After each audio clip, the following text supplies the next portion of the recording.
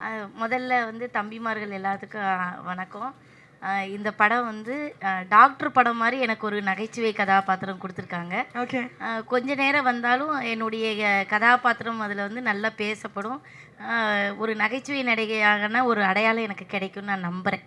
உங்களுக்கு இந்த செட்ல வந்துட்டு நெறைய விஷயங்கள் நடந்திருக்குல்ல. உங்களுக்கு புடிச்ச ஒரு மெமரி. ஓகே, இந்த செட்ல இந்த நான் மறக்கவே முடியாதுப்பா இந்த ஒரு விஷயத்தனா என்ன விஷயம் சொல்லுவீங்க? அப்படி ஒண்ணுமே இல்லையேம்மா. எனக்கு அந்த அளவுக்குலாம் ஒண்ணும் ஞாபகத்துல திடீர்னு கேட்டால, நீ முன்னாடியே சொல்லியிருந்தாலும் கொஞ்சம் யோசிச்சுட்டு வந்துருப்பேன். அது சொல்ல. ஆனா இங்க மறக்க முடியாத அனுபவம்னா, நான் வந்து பிகைன்ஸ் உடைய அந்த ஓனர வந்து அந்த படத்துல தான் பார்த்தேன். நான் வந்து இவ்வளோ நாள் நினைச்சது வேற ஒரு மனிதரை. ஆனா அதுக்கப்புறம் எனக்கு அந்த இயக்குனர் தான் வந்து அந்த ஓனர்னு தெரிஞ்சது. ரொம்ப தன்மையா பேசினாரு. நல்லா அழகா ஒரு சொல்லிக் கொடுத்தாரு பாடங்கள.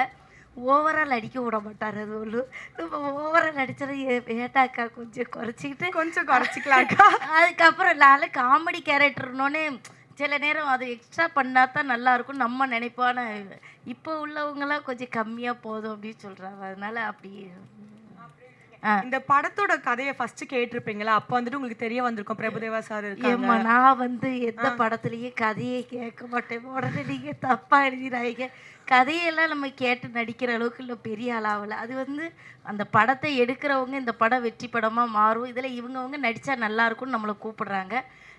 எனக்கு என்ன வந்தால் அம்மா கேரக்டர் வரும், அக்கா கேரக்டர் வரும், இன்னும் பாட்டி கேரக்டர் கூட வந்துருச்சு.